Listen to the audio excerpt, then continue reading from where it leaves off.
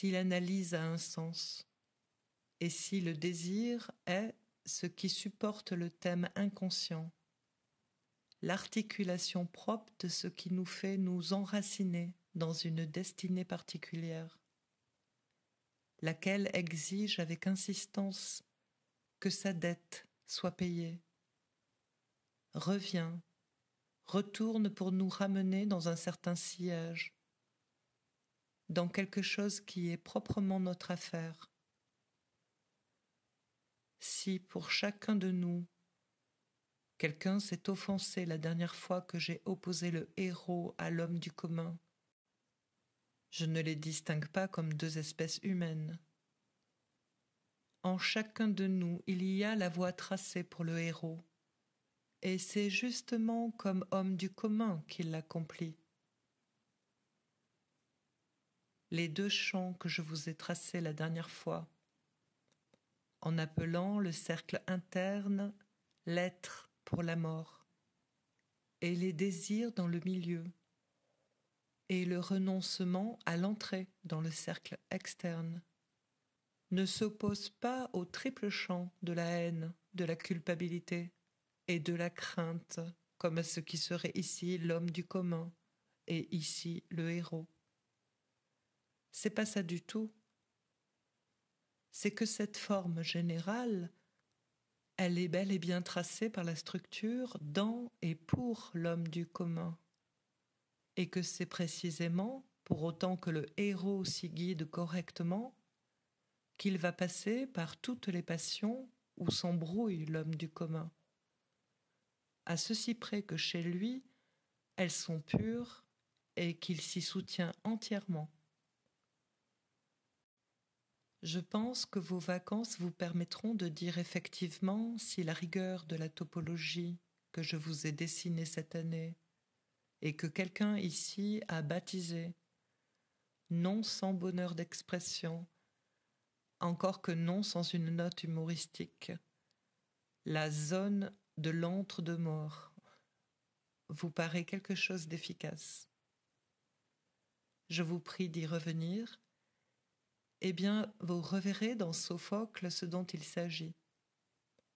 Vous verrez mieux la danse dont il s'agit entre Créon et Antigone, et qu'il est clair que le héros, pour autant qu'il indique par sa présence dans cette zone que quelque chose est défini et libéré, y entraîne déjà dans Antigone son partenaire.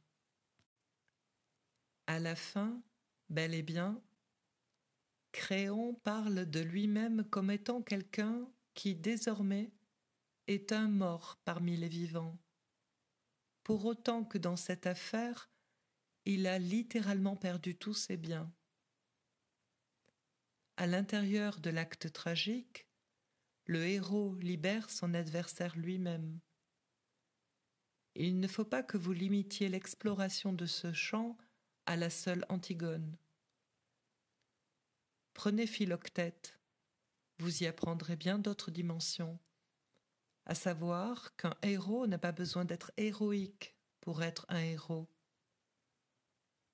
Le pauvre Philoctète, c'est un pauvre type. Il est parti tout chaud, plein d'ardeur, mourir pour la patrie sur les rives de Troie. On n'a même pas voulu de lui pour cela.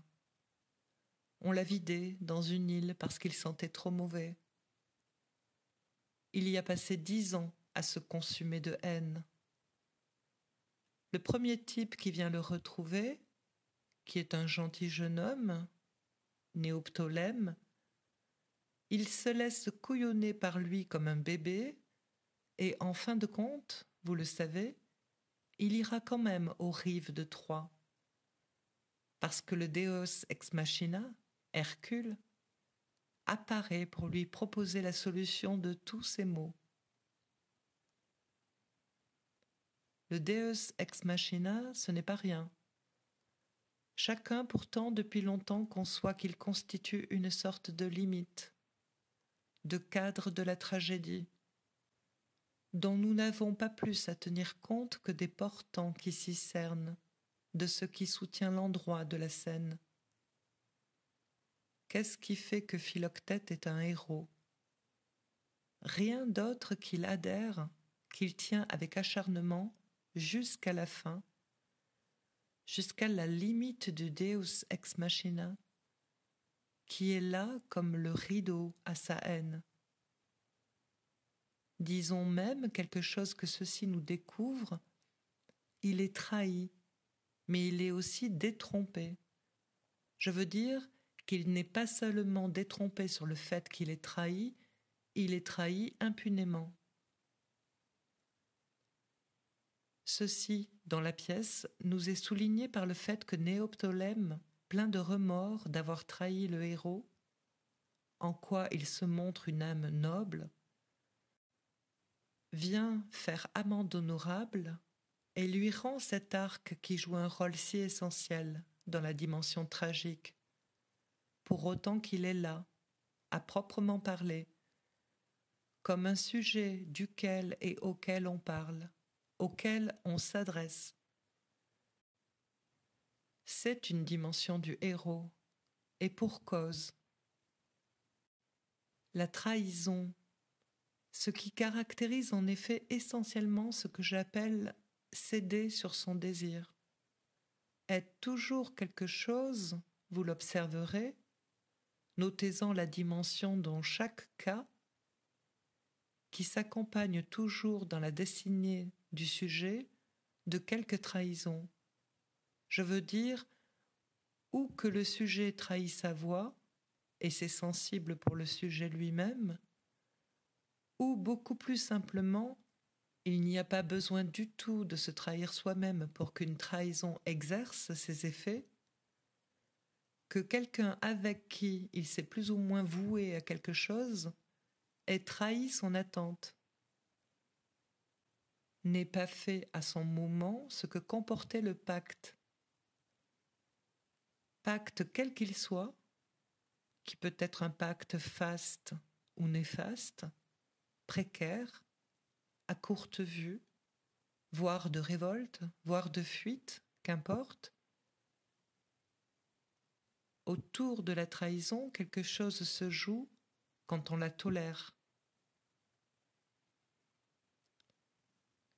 Celui qui, poussé même par l'idée du bien, j'entends du bien de celui qui l'a trahi à ce moment, cède au point de rabattre ses propres prétentions, au point de se dire « Eh bien, puisque c'est comme ça, renonçons à notre perspective »,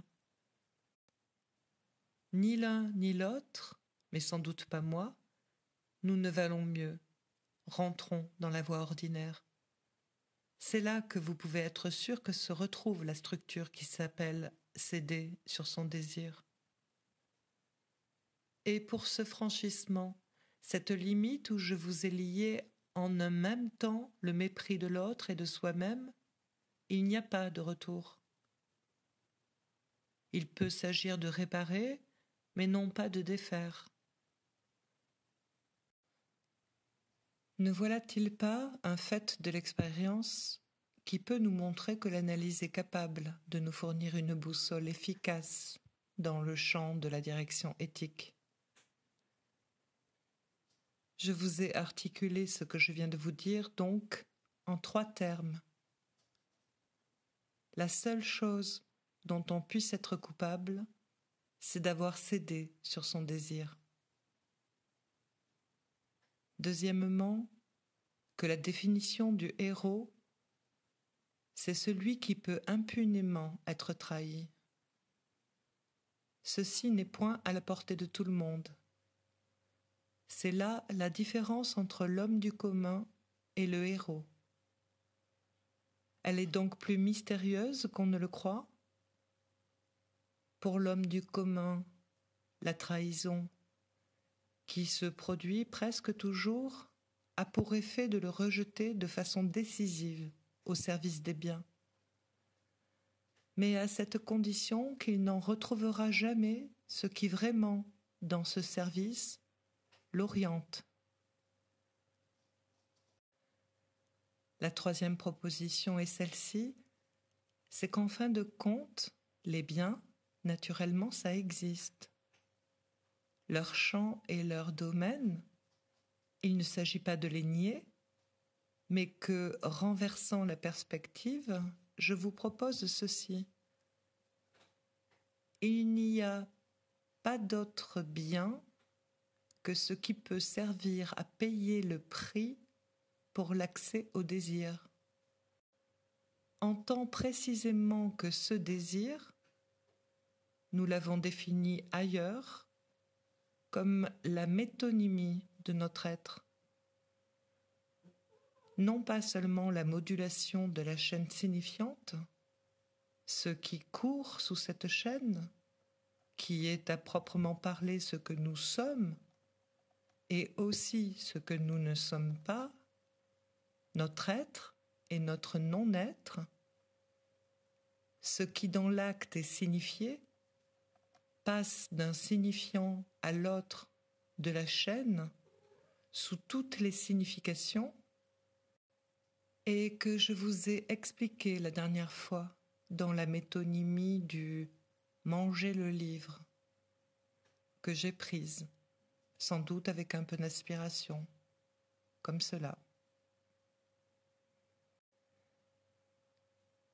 Mais à la regarder de près, vous verrez que c'est la métonymie la plus extrême qu'on puisse pousser.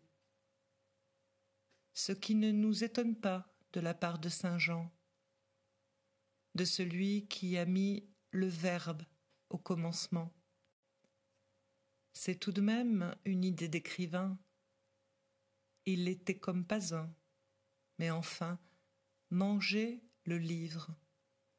C'est quand même ce quelque chose qui confronte ce qu'imprudemment Freud nous a dit, qui n'était pas susceptible de substitution et de déplacement, à savoir la faim, avec quelque chose qui n'est pas tout à fait fait, qui est plutôt pas fait pour qu'on le mange, c'est-à-dire un livre. Manger le livre, c'est bien en effet où nous touchons du doigt ce que veut dire Freud quand il parle de la sublimation, non pas comme d'un changement d'objet, mais d'un changement de but. Mais cela ne se voit pas tout de suite. La faim dont il s'agit, la faim sublimée, tombe là, dans l'intervalle entre les deux, parce qu'il est bien évident que ce n'est pas le livre qui nous remplit l'estomac. Quand j'ai mangé le livre, je ne suis pas pour autant devenu livre, ni non plus le livre devenu chair. Le livre me devient, si je puis dire. Mais pour que cette opération puisse se produire, et elle se produit tous les jours, il faut bien que je paye quelque chose, très exactement la différence que pèse Freud dans un coin du malaise dans la civilisation. Sublimez tout ce que vous voudrez, mais il faut le payer avec quelque chose. Ce quelque chose s'appelle la jouissance. Et cette opération mystique, je la paie avec une livre de chair. Ça, c'est pour l'objet, le bien qu'on paie pour la satisfaction du désir. Et c'est là que je voulais vous mener pour vous donner une petite lumière sur quelque chose qui est essentiel et qu'on ne voit pas assez. C'est que c'est là que j'y ai à proprement parler l'opération religieuse toujours si intéressante pour nous à repérer.